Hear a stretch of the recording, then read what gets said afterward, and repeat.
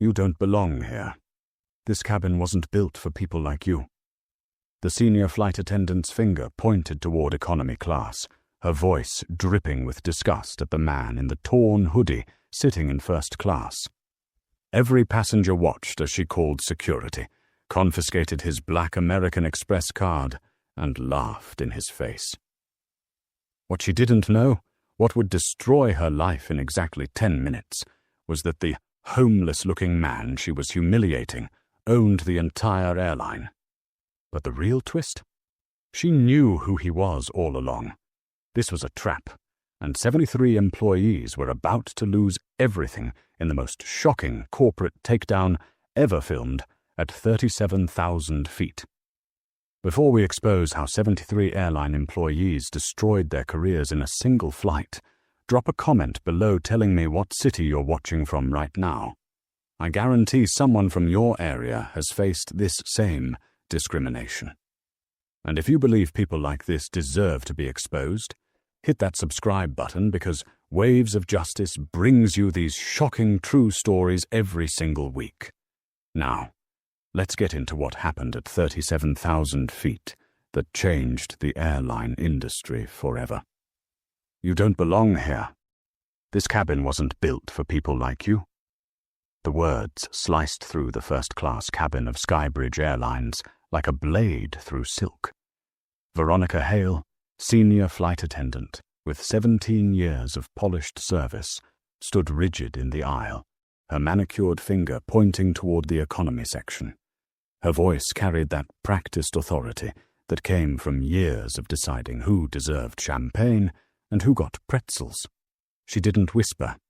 She didn't lower her tone. She wanted every passenger in first class to hear exactly what she was saying to the man in seat 1A. What Veronica didn't know, what none of the crew could have imagined, was that in exactly 10 minutes, the rumpled man she was humiliating would not only own her termination papers, but would stand in that very aisle and fire every single crew member who had joined in her performance. Before we continue with what happened at 37,000 feet above the Pacific, tell me where you're watching from today. Drop your city in the comments below. And if you've ever been judged by someone who thought your clothes told your whole story, hit that subscribe button right now, because Waves of Justice has something special for you today.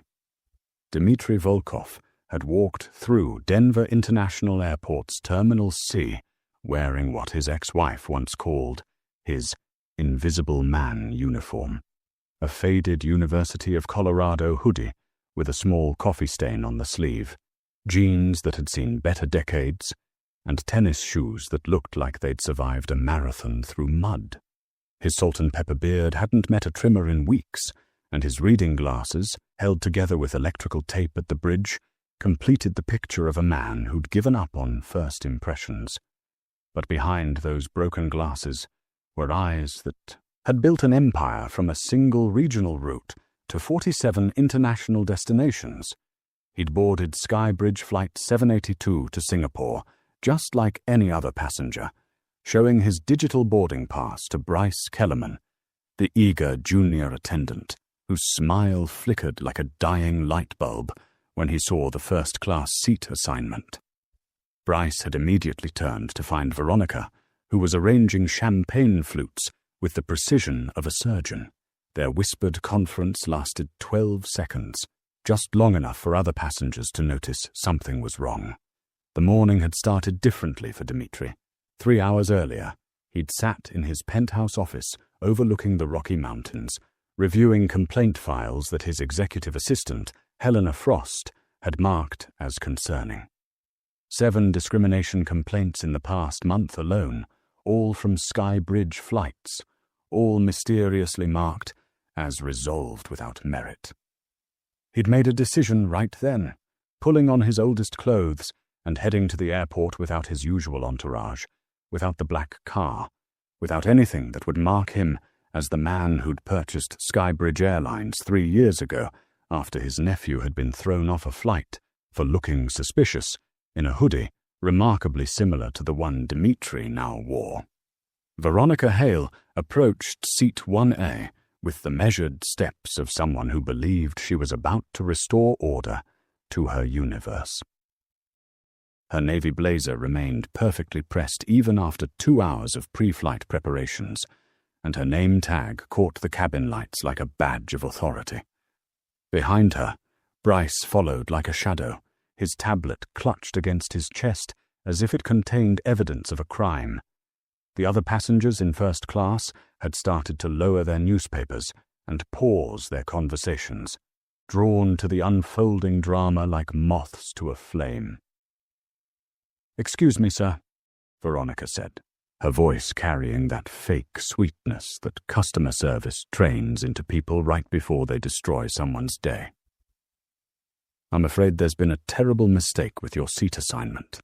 This is first class, and your ticket appears to be for economy." She hadn't even looked at his boarding pass. She'd made her decision based entirely on the hoodie, the beard, and the broken glasses. Dmitri slowly raised his eyes from the aviation magazine he'd been pretending to read, meeting her gaze with the calm of someone who'd sat through 1,000 board meetings where someone tried to push him out. "There's no mistake," Dmitri replied quietly, holding up his phone with the QR code clearly displaying 1A, first class, confirmed and paid. "I'm exactly where I'm supposed to be." His voice carried a slight Eastern European accent, softened by decades in America, but still noticeable when he was controlling his emotions. Veronica's smile tightened like a violin string about to snap. She turned to Bryce, who fumbled with his tablet, scanning the passenger manifest with increasing desperation. "Sir, sometimes these discount booking sites make errors," Bryce offered, his voice cracking slightly. He was 26, fresh from Flight Attendant Academy, still believing that seniority meant wisdom. "They sell seats that aren't actually available, especially in premium cabins. It happens more than you'd think to." He paused, looking Dmitri up and down.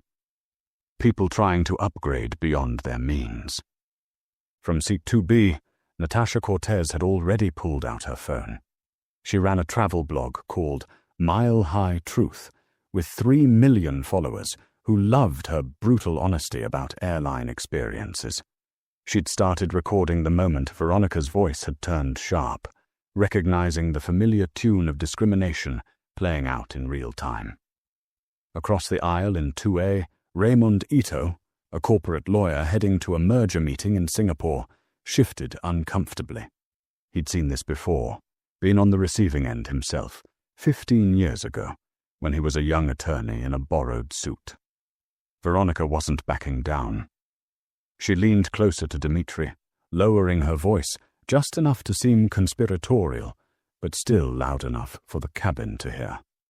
"Sir, I'm going to be very honest with you. First class has certain standards. Our passengers expect a level of presentation. You're making other guests uncomfortable. I can offer you a complimentary beverage if you voluntarily move to your correct seat in economy." Dimitri's fingers tightened slightly on the magazine, the only sign that Veronica's words had landed exactly where she'd aimed them. The cabin had gone completely silent now, that uncomfortable quiet that happens when everyone knows something wrong is happening, but nobody wants to be the first to speak up. He set the magazine down carefully on his tray table and looked around the first-class cabin, taking in the 32 seats filled with people in designer suits and expensive watches, most of whom were now pretending to be fascinated by their phones or the safety card in the seat pocket. "Making people uncomfortable," Dmitri repeated slowly, as if tasting the words. "Because of my hoodie?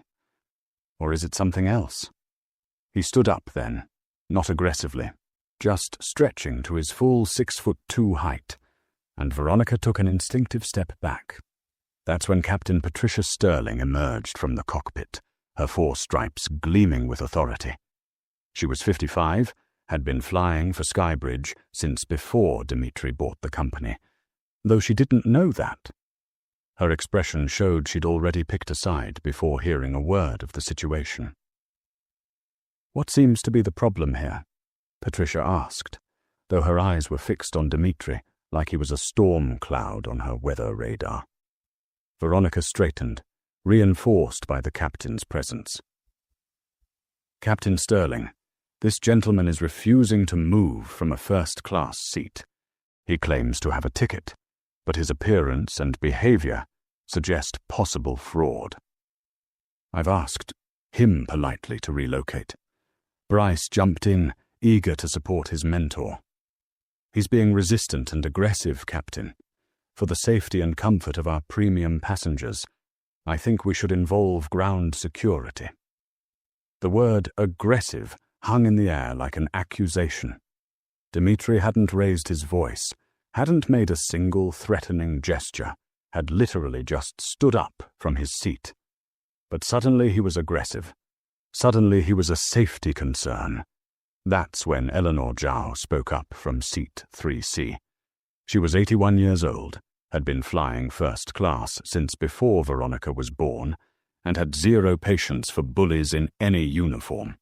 "Excuse me, Captain," she said, her voice carrying the authority of someone who'd lived through actual problems. "This man has done nothing aggressive. He showed his boarding pass. He's sitting in his assigned seat. The only disturbance here is being created by your crew." Veronica's face flushed red. "Ma'am, I appreciate your concern, but we're trained to identify potential security issues. This is for everyone's protection." She turned back to Dmitri, her voice hardening. "Sir, I'm going to need to see your identification and credit card. We need to verify that the payment method matches the passenger name." Dmitri reached for his wallet slowly, aware that every eye in the cabin was on him. He pulled out his driver's license and the metal American Express Centurion card, the black card that only goes to people who spend more in a year than most people make in 5. He held them out to Veronica, who took them with 2 fingers like they might be contaminated. Veronica stared at the black American Express card like it had personally insulted her. The Centurion card wasn't just rare, it was invitation only, reserved for people who spent millions annually. Her fingers trembled slightly as she held it up to the light, searching for any sign it might be fake. Behind her, Bryce's eyes widened. He'd only seen one of these cards once before, when a Fortune 500 CEO had flown their route to Tokyo. But that CEO had worn a 3-piece suit, not a stained hoodie from a college gift shop. "This has to be stolen," Veronica declared, loud enough for the entire cabin to hear. "No one who actually owns a Centurion card would dress like this. Bryce, call ground security immediately and contact the credit card company. We need to verify this isn't fraud." She pocketed both the license and the credit card, sliding them into her blazer pocket with a satisfied nod. "You'll get these back when the authorities clear them, if they clear them." From the back of first class, Marcus Steinberg, who ran a chain of luxury hotels across the Pacific Northwest, stood up slowly. "That's theft," he said clearly. "You just stole that man's property. I'm recording this entire interaction, and what you're doing is illegal. Give him back his cards immediately." Marcus had his phone raised, the red recording light visible to everyone. Veronica spun. Toward him, her composure starting to crack. "Sir, please sit down. Interfering with crew member duties is a federal offense. I could have you arrested." But Marcus didn't sit. Instead, 3 more passengers stood up, all with their phones out, all recording. Natasha from 2B was already live streaming to her 3 million followers, narrating in real time. "Folks, you're watching discrimination at 30,000 feet, Natasha said into her phone. "A passenger in first class is being harassed because he's wearing casual clothes. The flight attendant just stole his credit card and ID. This is Skybridge Airlines, Flight 782. Remember this." Captain Sterling raised her voice, trying to regain control. "Everyone needs to sit down immediately, or I'll have this entire cabin deplaned." She turned to Dmitri, her jaw set. "Sir, for the safety of this flight, I'm going to need you to comply with my crew's instructions. Move to the economy section now, and we can sort this out after landing." Dimitri remained standing perfectly still, his voice eerily calm. "Captain Sterling. Patricia Sterling. Employee number 447829. Hired June 2007. Senior Captain, Denver Hub. Spotless record until today." Patricia's face went white. How did this stranger know her employee number? Her hire date? Dimitri continued. "Veronica Hale, employee number 338924. 17 years of service. 3 customer complaints this month alone, all involving passengers she deemed inappropriate for first class." The cabin fell absolutely silent. Even the air seemed to stop moving. Veronica's hand instinctively went to her name tag, covering her employee number that wasn't even displayed there. Bryce dropped his tablet, the sound of it hitting the floor echoing through the cabin like a gunshot. "How do you know that?" Veronica's voice came out as barely a whisper, but in the silent cabin, everyone heard it. Her face had gone from red to pale in seconds, like someone had drained all the confidence out of her with a syringe. Dimitri reached into his pocket slowly, pulling out his phone, and typed a single message. "Initiate Protocol 7. He held the phone so only Veronica could see it, then hit send. Within 3 seconds, Veronica's phone buzzed, then Bryce's, then Captain Sterling's, then every Skybridge employee phone in a 50-foot radius lit up with an emergency notification from corporate headquarters. The message was simple, but devastating. "All crew of Flight 782 report to corporate video conference immediately. Board of Directors emergency session now in progress." Patricia fumbled for her phone, her hands shaking as she read the message. "This is impossible. Only the CEO can initiate Protocol 7. Only the owner of the airline." Her voice died as the pieces clicked together in her mind. She looked at Dimitri, really looked at him for the first time, past the hoodie and the beard and the broken glasses. "No," Veronica said, backing away until she hit the galley wall. "No, you're not. You can't be. Dmitry Volkov doesn't fly commercial. He has a private jet. He wouldn't..." But even as she spoke, she was remembering the company newsletter from 3 years ago, the announcement of the acquisition, the photo of the new owner who'd promised to revolutionize Skybridge Airlines from the inside out. Dimitri pulled up another app on his phone and turned the screen toward the cabin. It showed a live feed of Skybridge's main boardroom in Seattle. 12 board members sat around a polished table, all staring at a large screen that showed, to everyone's horror, the first-class cabin of Flight 782. They'd been watching everything. Every word, every insult, every moment of discrimination had been broadcast directly to the people who controlled the fate of every employee on that plane. "Ladies and gentlemen," Dimitri said, addressing not just the cabin, but the board members watching remotely. "What you've just witnessed is exactly why I bought this airline. My nephew, Alexei, was thrown off a Skybridge flight 3 years ago because a flight attendant decided his hoodie made him look dangerous. He was 17, heading to his mother's funeral. He missed saying goodbye because someone decided clothes determine character." Helena Frost's voice came through his phone speaker, clear and professional. "Mr. Volkov, we have the employment files ready for review. Should I proceed with the termination protocols?" The entire first-class cabin could hear her. Several passengers gasped. Raymond Ito from 2A slowly lowered his phone, his lawyer instincts telling him he was witnessing something that would make legal history. Veronica's legs gave out. She slumped against the galley counter, still clutching Dimitri's ID and credit card in her trembling hand. "Please," she whispered. "I have 3 kids. I didn't know. I was just following. I thought..."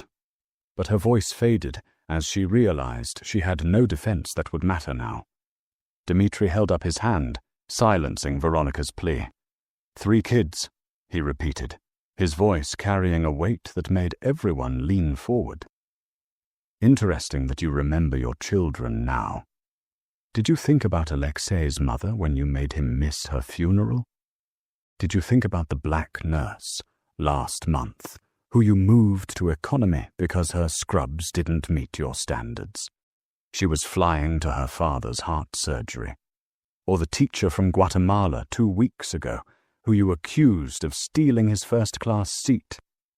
He'd saved for 3 years for that anniversary trip with his wife. The board members on the screen shifted uncomfortably. One of them, a silver-haired woman named Victoria Chen, spoke through the phone. Mr. Volkov, we've pulled the complaint files. There are 47 incidents involving this crew combination in the past 8 months, all mysteriously marked as resolved. 47, Dmitri repeated, letting the number hang in the air like a prison sentence. He turned to look at the other flight attendants who had started gathering near the galley. There was Penelope Cross, who'd been whispering with Veronica earlier. Nathan Torres, who'd walked past 3 times, each time glaring at Dmitri. Sarah Blackwood, who'd actually laughed when Veronica had said he didn't belong there. Penelope Cross, Dmitri said, and the blonde attendant froze mid-step. Employee number 445231. You were part of the crew that removed a Syrian doctor from first class last month. He was wearing traditional clothing. You told him it made other passengers nervous. That doctor was flying to Seattle to perform a life-saving surgery on a child. The surgery had to be postponed. Penelope's mouth opened and closed like a fish gasping for air. She looked to Veronica for help, but Veronica was still slumped against the counter, staring at nothing. Captain Sterling tried one last attempt at authority. Mr. Volkov, if you really are who you say you are, surely we can discuss this after landing.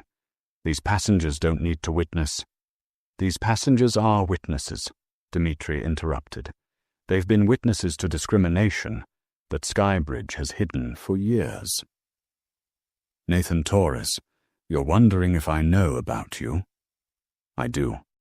The complaint from the elderly Korean couple you separated because you said they were speaking too loudly in their native language. They were discussing their granddaughter's wedding. Sarah Blackwood, the young entrepreneur from Morocco, you had removed because his cologne was too strong for first class. It was oud, worth more per ounce than your monthly salary. Marcus Steinberg from the back of first class spoke up again. I knew something was wrong with this airline. I fly twice a month, and I've seen this happen before. I complained once, and they told me the matter was resolved internally. Now I know what that means. It means nothing happened.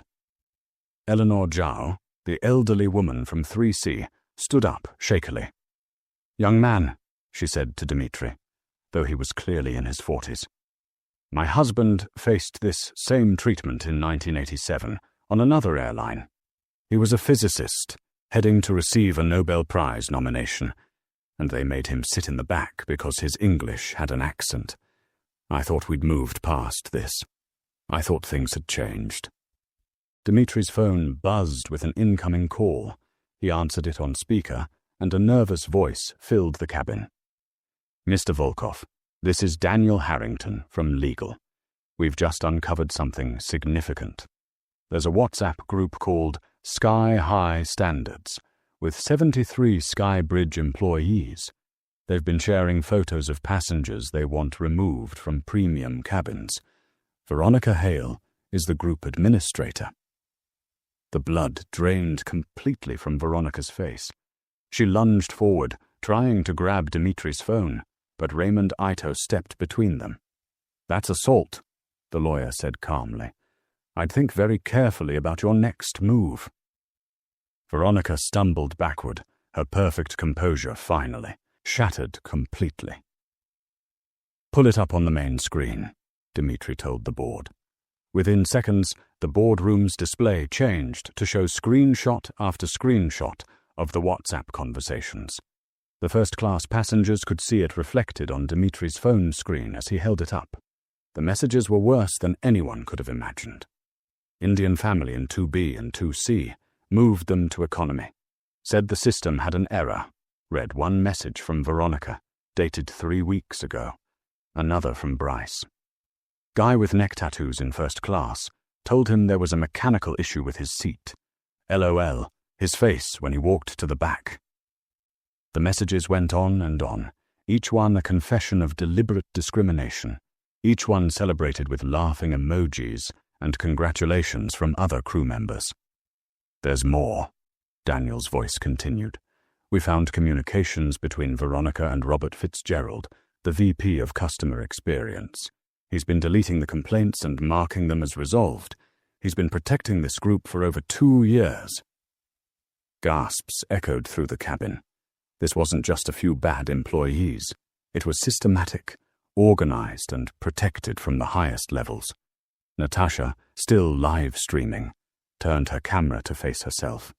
Friends, what we're witnessing isn't just discrimination. It's a conspiracy. Skybridge Airlines has been systematically removing passengers from first class based on their appearance, race, and perceived economic status. And they've been covering it up at the executive level. This is massive. Captain Sterling finally found her voice, though it came out weak and desperate. Mr. Volkov, I had no knowledge of this group. I've never participated in any discrimination. I was just backing up my crew, following standard protocol for dealing with disputes.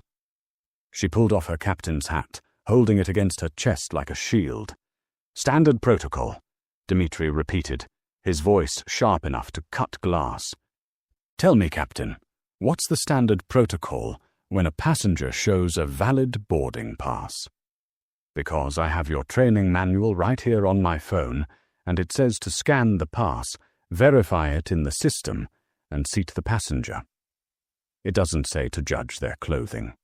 It doesn't say to steal their identification. It doesn't say to humiliate them in front of 32 other passengers.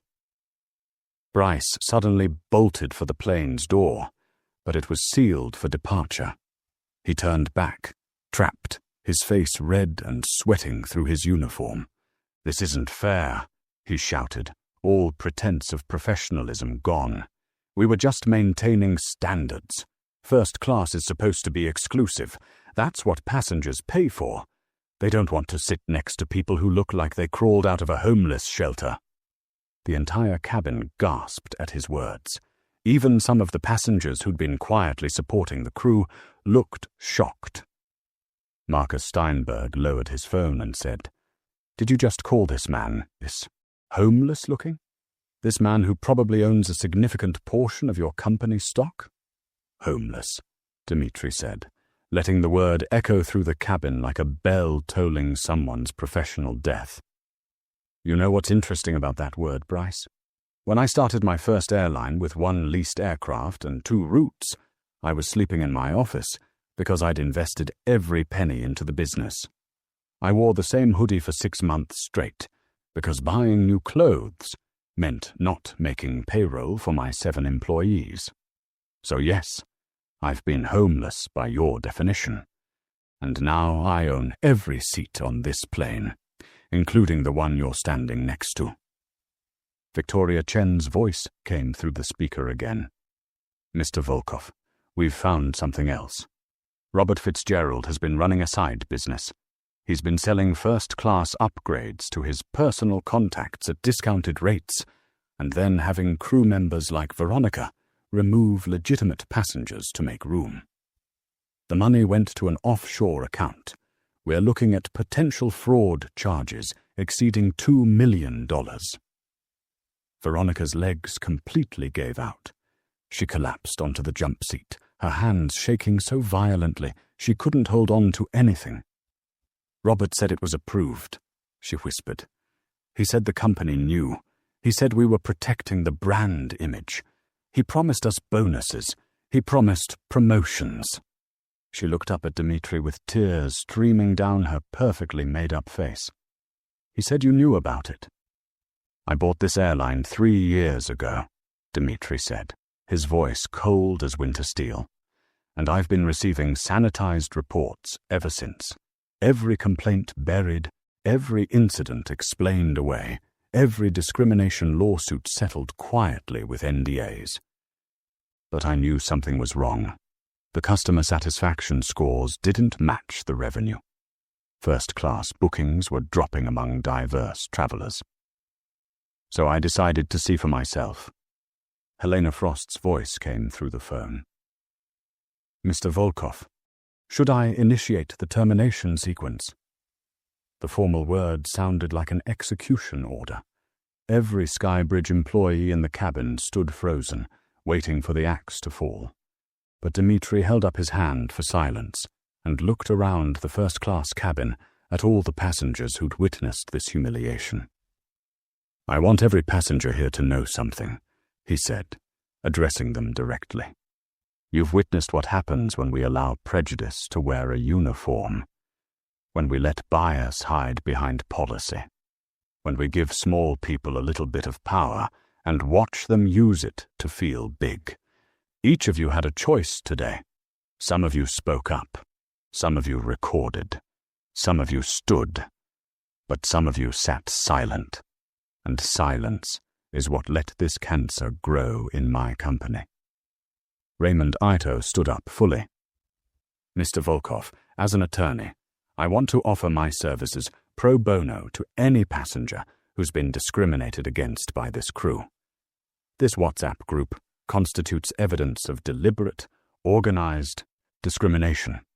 This is a federal crime. He pulled out his business card and handed it to Dmitri. Harvard Law, class of 2009. I've won 12 discrimination cases against major airlines. I'd be honored to make it 13. Sarah Blackwood suddenly broke from the group of flight attendants and fell to her knees in the aisle. Please, Mr. Volkov, I'm a single mother. I have student loans. I was just following what everyone else was doing.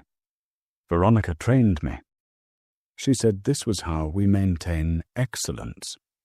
She said you wanted only the best people in first class. I didn't know it was wrong. I mean, I knew, but I thought this was the job. You thought the job was to judge people? Eleanor Zhao said from her seat, her elderly voice carrying surprising strength. My dear, I've lived through the Chinese Exclusion Act's aftermath, the internment camps, the civil rights movement.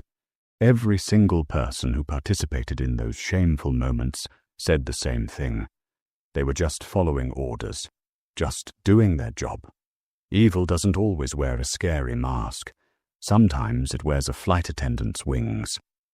Nathan Torres tried a different approach. Mr. Volkov, we can be better. Give us another chance. Implement training. We'll take sensitivity courses. We'll apologize to everyone we've wronged. Please, I have a mortgage. My wife is pregnant. We're expecting twins. He actually got on his knees next to Sarah, his hands clasped like he was praying. Dmitri looked down at Nathan Torres and Sarah Blackwood, both on their knees in the first-class aisle of the plane they'd turned into their personal kingdom of discrimination. His expression didn't soften. Instead, he pulled up another screen on his phone and showed it to the cabin. Nathan, you want mercy? Let me show you mercy. This is Marcus Coleman, age 19, computer science student at Denver University.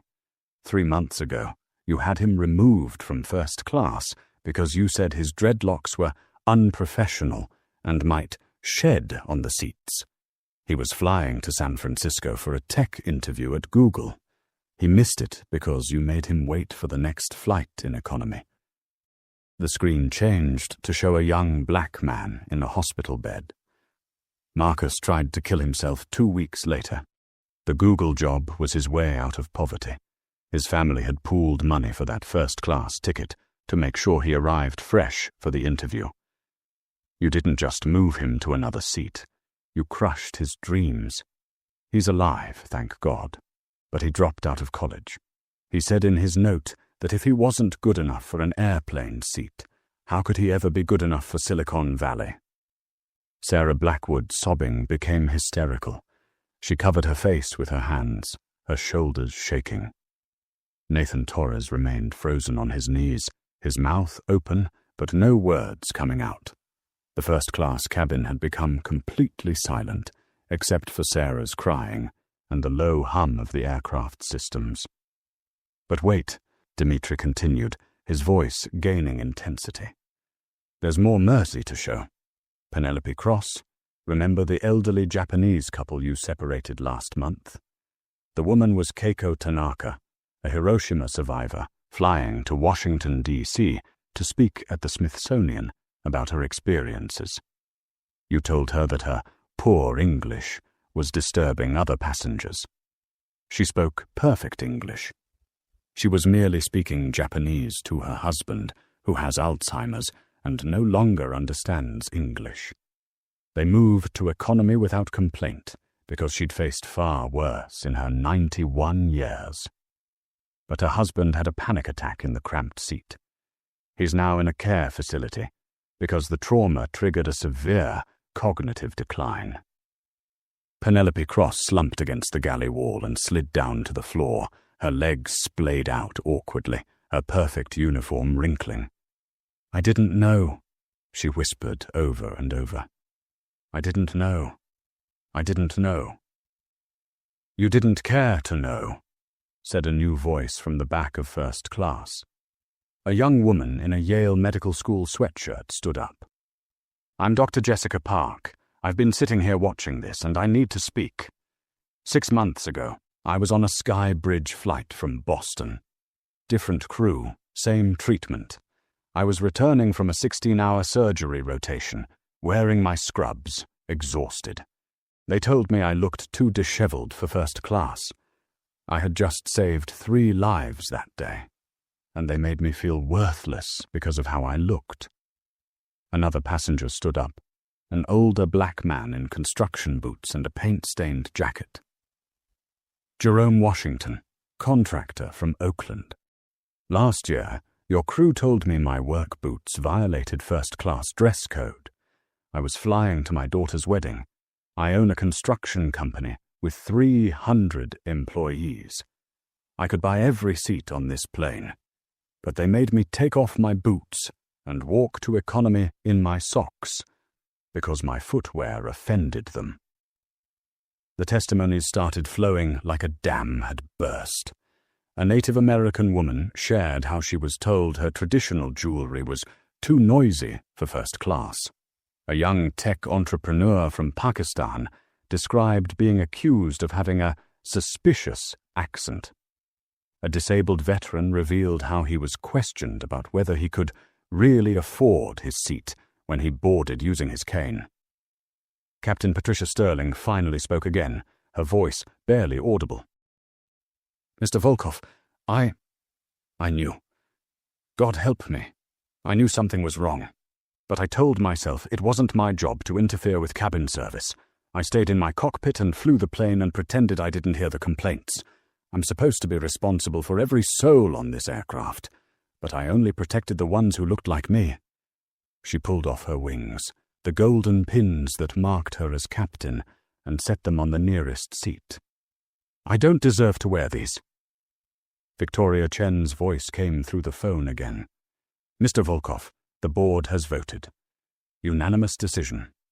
Full termination authority granted to you. Legal has prepared the documents.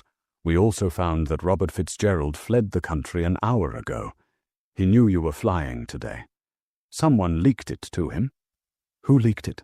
Dimitri asked, though his eyes were already moving through the crew, reading faces like a detective studying suspects.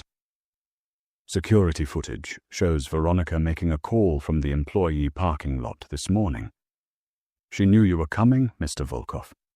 This whole thing, the discrimination, the confrontation, it was supposed to happen in economy where fewer passengers would witness it. They didn't expect you to book first class. They thought you'd test the system from the back of the plane. The revelation hit the cabin like turbulence in clear skies. Veronica had known. She had known exactly who Dmitri was from the moment he stepped onto the plane, and she had still chosen to humiliate him. The discrimination wasn't just casual bias anymore. It was deliberate defiance, a calculated bet that he wouldn't dare fire her in front of passengers. She had gambled everything on the assumption that even the owner would back down rather than create a scene. "You knew," Dmitri said, his voice dropping to barely above a whisper, which somehow made it more terrifying than any shout. "You looked me in the eyes, knowing I owned this airline, knowing I could end your career, and you still told me I didn't belong here. That's not just discrimination, Veronica. That's a sickness so deep that no training could ever cure it." Veronica struggled to her feet, her mascara running in black streams down her cheeks. "Robert said you were weak," she spat out, abandoning all pretense of innocence. "He said you were just another bleeding-heart millionaire playing with airlines. He said you'd never have the guts to fire us in front of passengers because it would hurt the company's image.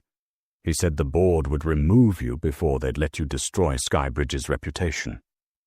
"My reputation?" Dmitri laughed, but there was no humor in it. "Let me tell you about reputation. 3 years ago, when I bought this airline, Skybridge was 48 hours from bankruptcy. You were about to lose your jobs anyway, because the previous owner had run it into the ground, chasing wealthy passengers, while ignoring the middle class that actually fills most seats. I saved this company. I saved your jobs. And this is how you repay that salvation, by turning my planes into your personal discrimination playground." Helena Frost's voice interrupted through the phone. "Mr. Volkov, I'm sending you something you need to see immediately." His phone screen changed to show an email thread between Robert Fitzgerald and someone named Konstantin Ashford. Dmitri's face went pale as he read it aloud. "Dmitri Volkov is getting too close to discovering our first-class selection process. Recommend immediate implementation of Operation Gatekeeper. Make sure he sees what happens to undesirable passengers. Either he'll back, down to avoid publicity, or the board will remove him for causing a scandal." "Konstantin Ashford," Dmitri said, his voice hollow. "My own chief operating officer. The man I trusted to run daily operations." He looked around the cabin at the shocked faces of passengers and crew alike. "This goes all the way to the top. They wanted me to see discrimination happening. They wanted to test if I'd have the courage to stop it." Natasha, still live streaming, turned her camera to face herself. "Ladies and gentlemen watching online, we're witnessing corporate conspiracy at the highest level. This isn't just about racist flight attendants. This is about executives protecting a system of discrimination because they think wealthy bigots matter more than human dignity." Currently watching live, 4.7 million viewers. Holy mother of... Guys, this is going mega viral. That number hit everyone in the cabin like a physical force. 4.7 million people were watching this confrontation live. Bryce, who had been trying to inch toward the back of the plane, suddenly realized there was nowhere to hide. His face appeared on millions of screens across the world. His words about homeless-looking people had been heard by more viewers than the Super Bowl halftime show. "Please," Captain Sterling said, stepping forward with her hands raised in surrender. "Mr. Volkov, I'll testify. I'll tell you everything I know. I have recordings on my personal phone of Robert making jokes about passengers. I have emails where he specifically told us to profile certain ethnicities. I kept them because I knew someday this would explode. I was a coward for not reporting it sooner, but I can help you now. I can give you evidence that will bury him and Constantine. Trying to save yourself, Patricia? Veronica laughed bitterly from her spot on the floor. Now you want to be the hero. Where was this courage when you watched me move that Syrian doctor? Where was your integrity when that elderly Korean couple was humiliated? You're not a whistleblower. You're just a rat jumping from a sinking ship. Eleanor Zhao stood up again, supporting herself on her cane. Mr. Volkov, may I say something? Dmitri nodded, and the elderly woman walked slowly to the center of the aisle. 50 years ago, my husband and I started a small import business. We faced discrimination every day. Banks wouldn't loan to us. Suppliers wouldn't meet with us. Customers walked out when they heard our accents. But we persevered because we believed America would change. Today, my company employs 8,000 people across 16 states. I'm on this flight because I was invited to receive the National Business Excellence Award in Singapore. She turned to face the crew. You thought I was just a harmless old Chinese lady who would support you because I could afford first class. But wealth without wisdom is worthless, and privilege without principles is poison. Marcus Steinberg added his voice. I need to confess something, too. I've flown first class on Skybridge 43 times in the past 2 years. I've seen discrimination at least a dozen times. I told myself it wasn't my problem.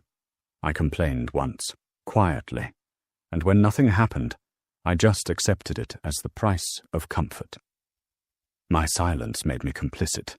Mr. Volkov, whatever you decide to do, you have my full support and testimony. Dmitri stood in the center of the first-class aisle, his broken glasses reflecting the cabin lights like fractured stars. He looked at his phone, then at the crew members scattered throughout the cabin like fallen chess pieces, and finally at the passengers who had become witnesses to this moment of corporate reckoning. The weight of what he was about to do hung in the air like pressure before a storm. He raised his phone to his ear, and Helena Frost answered immediately. Helena, execute the termination protocol. Start with Veronica Hale, Nathan Torres, Sarah Blackwood, Penelope Cross, Bryce Kellerman, and Captain Patricia Sterling. Effective immediately, their employment with Skybridge Airlines is terminated. Lock their access codes, cancel their credentials, and notify security at all Skybridge facilities that they are no longer employees. His voice carried the finality of a judge passing sentence. No! Veronica screamed, lunging forward again. But this time several passengers stood up to block her path. Raymond Ito, the lawyer, spoke calmly but firmly. Ma'am, if you touch him, that's assault on top of theft. You're already facing potential federal discrimination charges. Don't add violence to your resume. Veronica collapsed again, her perfect appearance completely destroyed, her career evaporating in front of millions of viewers. The phone speaker crackled to life with confirmation. Mr. Volkov, terminations processed. Their final paychecks will include today only. No severance per the discrimination clause in their contracts. Additionally, Constantine Ashford's office has been sealed by security. He's currently in a board meeting, unaware of what's happening. Should we proceed with his termination as well? Not yet, Dmitri said, a cold smile playing at his lips. Let him finish his meeting. Let him think he's won. I want him to walk out of that boardroom feeling victorious, only to find security waiting with his termination papers and a federal investigator wanting to discuss fraud charges. And Helena, make sure the FBI knows about Robert Fitzgerald's location. I believe Brazil still has an extradition treaty with the United States. Captain Sterling stepped forward, her hands trembling as she held out her phone. Mr. Volkov, please, look at this before you make your final decision about me. She showed him her screen, which displayed a video file dated 6 months ago. Play it, please. You need to see this. Against his better judgment, Dmitri took the phone and pressed play. The video showed Robert Fitzgerald in what appeared to be a hotel bar, clearly drunk, talking to someone off camera. Robert's slurred voice filled the cabin through the phone's speaker. "Patricia Sterling is getting suspicious. That stupid woman actually filed a formal concern about passenger treatment. Can you believe it? I had to threaten her with a safety violation review to shut her up. Told her I'd make sure she never flew again. These pilots think their wings make them special, but they're just bus drivers in the sky. She'll keep quiet now. They always do when their pension's on the line." Patricia's voice shook as she spoke. "I was a coward, Mr. Volkov. I chose my retirement over my integrity. But I documented everything after that. Every incident, every complaint, every time I was told to stay quiet. I have 47 videos, 300 emails, and recorded phone calls. I was building a case, waiting for the right moment. I know it doesn't excuse my silence, but I want you to have it all. Even if you fire me, use it to clean house completely." Before Dmitri could respond, another voice spoke up from economy class. The curtain had been pulled back, and several economy passengers had crowded into the galley to watch. A young black woman in a fast food uniform stepped forward. "Excuse me, Mr. Volkov. My name is Destiny Williams. I work 3 jobs to afford maybe 1 flight a year to see my mama in Atlanta. I've never been able to afford first class, probably never will. But what you're doing right now, standing up to these people who think they're better than us, that means everything. Fire them all. Every last one who participated in this." An elderly man in overalls added his voice. "I'm Tom Bradley, retired mechanic. Worked on planes for 40 years. These people forgot that an airplane is just a bus with wings, like that drunk fool said.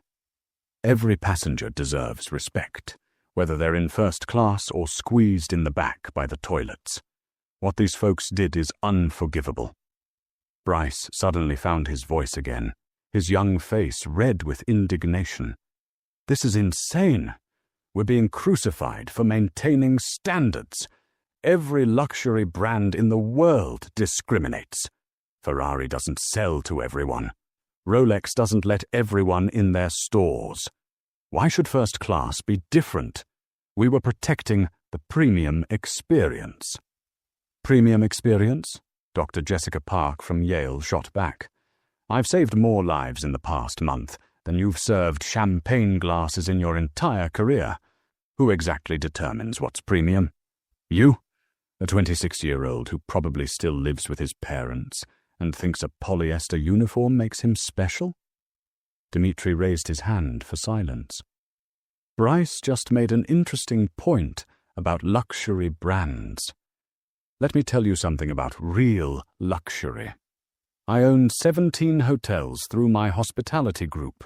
The most expensive suite in my Singapore property costs $42,000 per night. Do you know what my staff is trained to do when someone walks in wearing flip-flops and a tank top? They smile, they bow, and they ask how they can make that guest's stay perfect. Because real luxury isn't about excluding people, it's about serving everyone with excellence. He turned to address the entire cabin, his voice carrying to both economy and first class. "When I bought this airline, I had a vision. I wanted to create something different, something better. I wanted every passenger, regardless of their seat, to feel valued. These employees didn't just discriminate against individuals. They betrayed that vision. They turned my aircraft into their personal kingdom, where they could play judge and jury based on someone's appearance." Sarah Blackwood, still on the floor, looked up with red-rimmed eyes. "Mr. Volkov, I know you won't forgive me, but I need you to know something. I have a recording, too, from last week's crew meeting.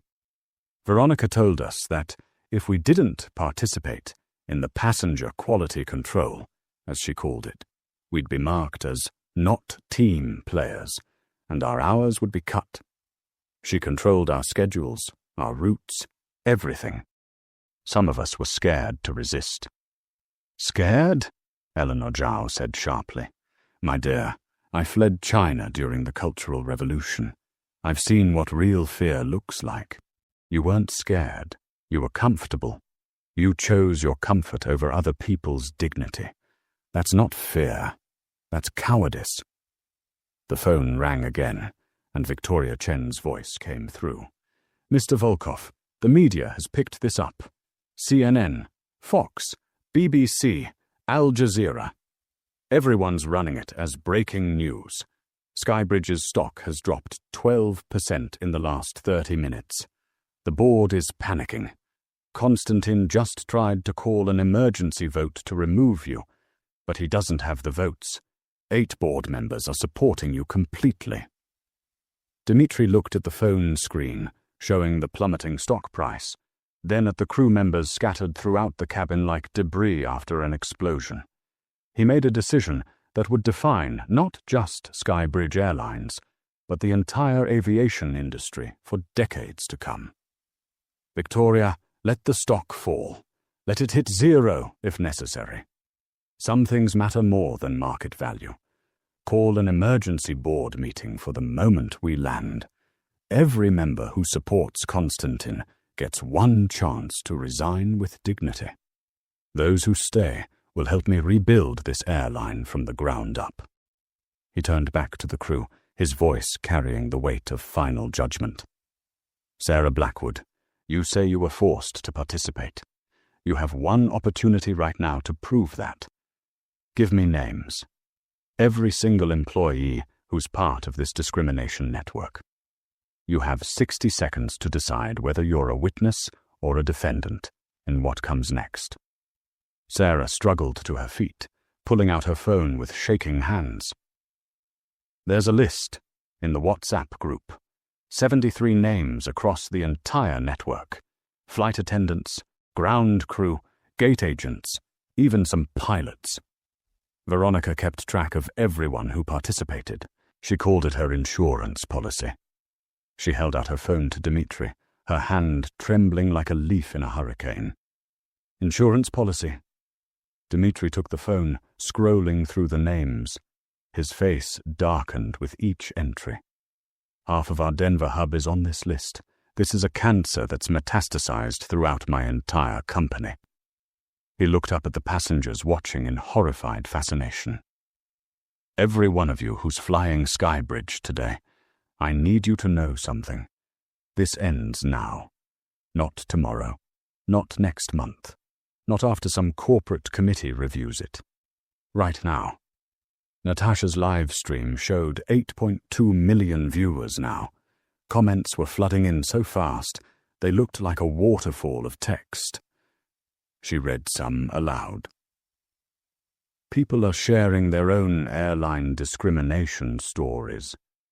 Someone says their grandmother was moved from business class because she was wearing a sari. Another person says they were questioned about their ticket because they had a Spanish accent. Mr. Volkov, this is bigger than just Skybridge. You're exposing an entire industry's dirty secret. Captain Patricia Sterling stood straighter, seeming to find courage in her confession. Mr. Volkov, if you're firing me, I accept it. But please use what I've documented. There's a folder on my phone called Evidence. Everything's there. Robert Fitzgerald's group had connections at United, American, Delta. They were sharing tactics, comparing notes on how to keep undesirables out of premium cabins without getting caught. They called it the Altitude Alliance. The Altitude Alliance? Raymond Ito nearly shouted. That's conspiracy across state lines. That's federal RICO charges. That's executives going to prison, not just losing their jobs. The Harvard lawyer was already typing furiously on his phone.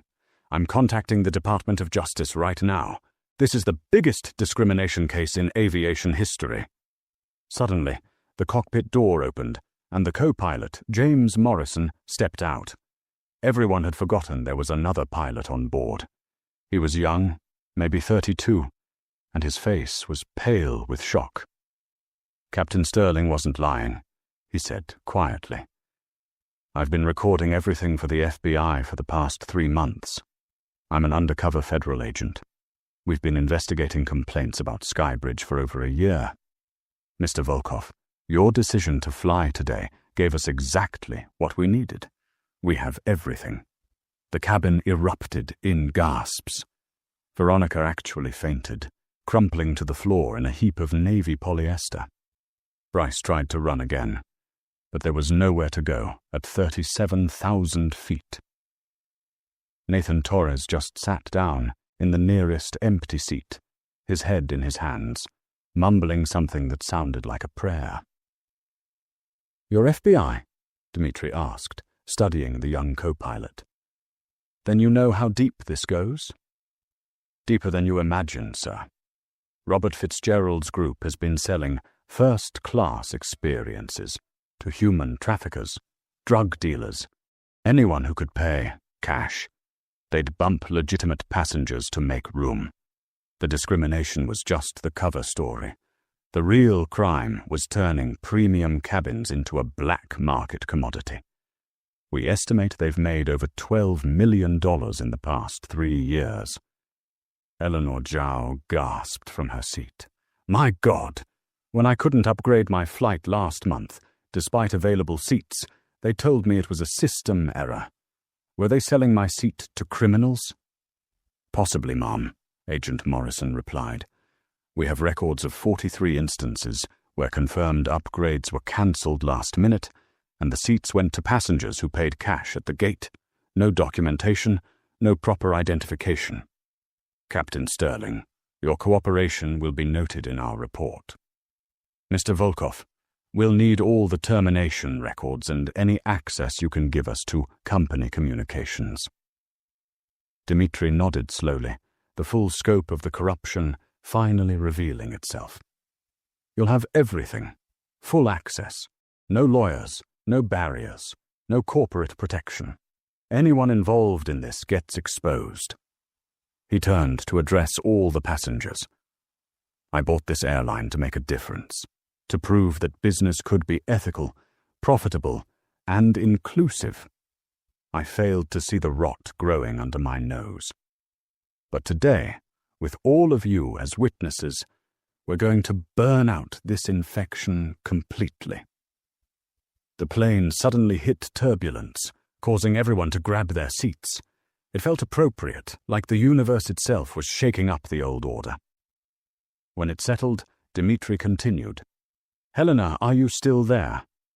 "Yes, Mr. Volkov. The board meeting is assembled. Konstantin just walked in. Should I patch you through?" "Put me on the main screen." Within seconds, Dmitri's face appeared on the boardroom monitor, the first-class cabin visible behind him. Konstantin Ashford, a silver-haired man in a $3,000 suit, stood at the head of the table, his face going from confident to terrified as he realized what was happening. "Konstantin," Dmitri said calmly, "you're fired. Security is waiting outside that room with your termination papers and FBI agents who'd like to discuss your involvement in the Altitude Alliance. Board members, you have 1 minute to decide. Stand with the old Skybridge that discriminated, stole, and sold seats to criminals, or stand with the new Skybridge that will lead the industry in ethical aviation. Raise your hand if you support immediate, comprehensive reform." One by one, hands went up. 8, then 10, then all 12 board members raised their hands. Konstantin tried to speak, but security was already entering the room. The live stream caught it all, broadcasting corporate justice to what was now 11 million viewers worldwide. "Now," Dmitri said, turning back to the cabin. "For the rest of you." He looked at each fired crew member in turn. "Your termination is final. You'll be escorted off this plane by federal agents when we land. Your names will be added to a no-fly list for Skybridge and shared with every airline that partners with us. But more importantly, your names and faces are now known to millions. You chose discrimination. You chose cruelty. You chose to make people feel small so you could feel big. That choice will follow you forever. 3 months later, the aviation industry had fundamentally changed. The FBI's investigation led to 93 arrests across 6 airlines. Robert Fitzgerald was extradited from Brazil and faced 40 years in federal prison. Constantine Ashford pled guilty to fraud and conspiracy, receiving 15 years. The Altitude Alliance was exposed in a congressional hearing that led to new federal regulations requiring all passenger complaints to be reviewed by an independent board. Skybridge Airlines underwent a complete transformation. Every employee was retrained, with discrimination resulting in immediate termination and criminal referral. Eleanor Zhao was invited to join the board of directors, bringing her decades of experience in ethical business. Marcus Steinberg's hotel chain partnered with Skybridge to create a new standard for inclusive luxury. Dr. Jessica Park became the airline's medical advisor, ensuring crew members understood that exhausted healthcare workers in scrubs were heroes, not security risks. Dimitri implemented a revolutionary policy. Once a month, every executive, including himself, had to fly economy in their oldest clothes, experiencing their airline as their most vulnerable passengers did. The first-class cabin was redesigned with a plaque that read, "Excellence is not about exclusion. Every passenger who enters this cabin has earned their place through their purchase, not our prejudice." Captain Patricia Sterling's evidence proved crucial in the federal investigation. While she was terminated from Skybridge, the FBI recommended her as a key witness, and her cooperation led to reduced charges. She now works as a consultant, training airlines on recognizing and preventing discrimination. She donated her entire consulting fee from the first year to Marcus Coleman, the young man who'd attempted suicide after being humiliated on his way to the Google interview. He used the money to restart his education and eventually got that job at Google.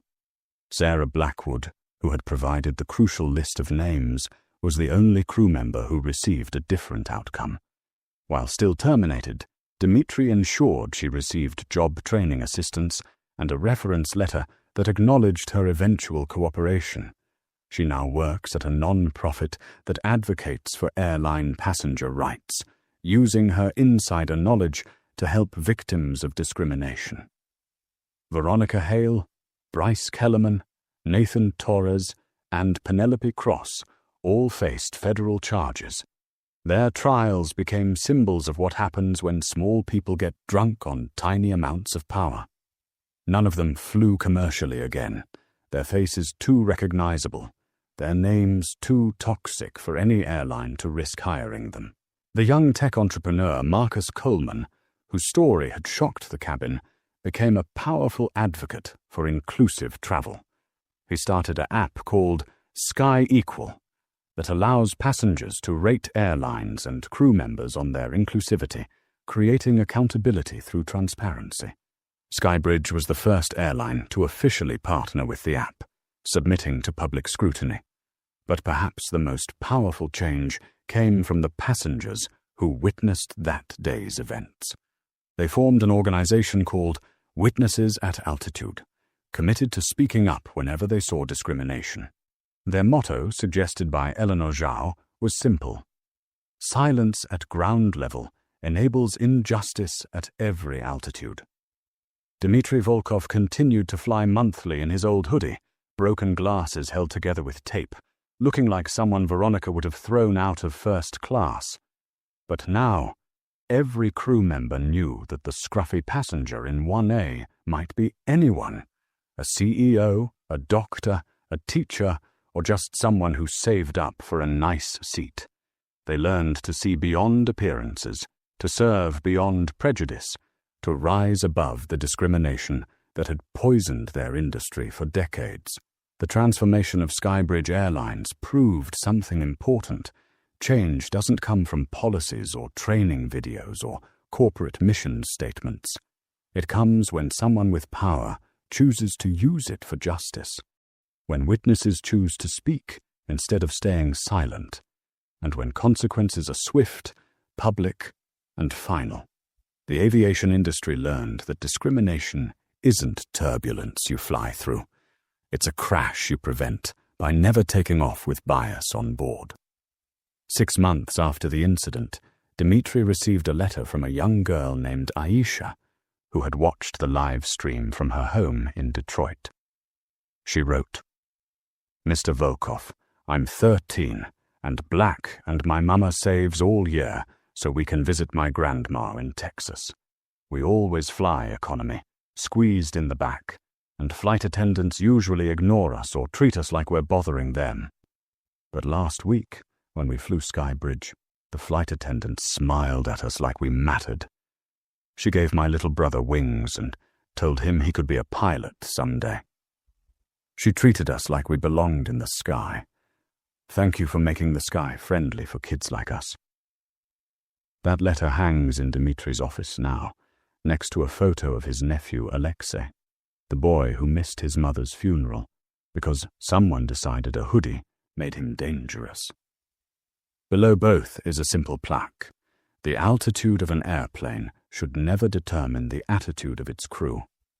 The day that Veronica Hale told Dmitri Volkov he didn't belong in first class became known as the reckoning at 37,000 feet.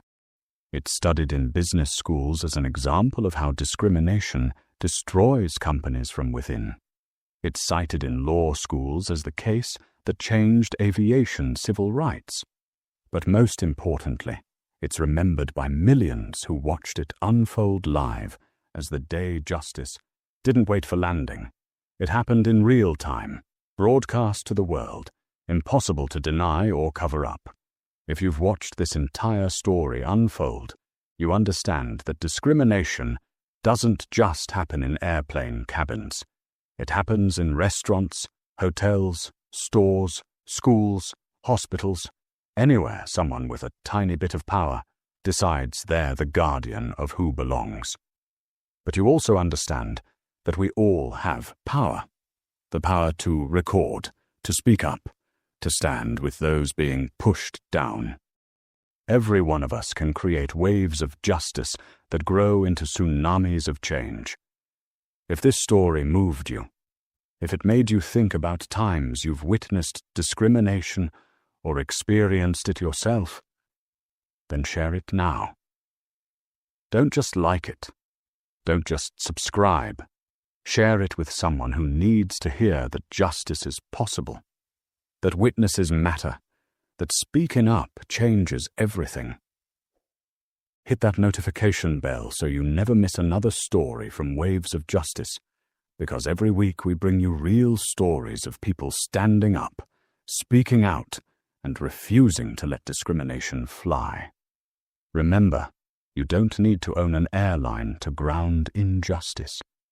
You just need the courage to say, "This is wrong," and the wisdom to know that silence makes you part of the problem.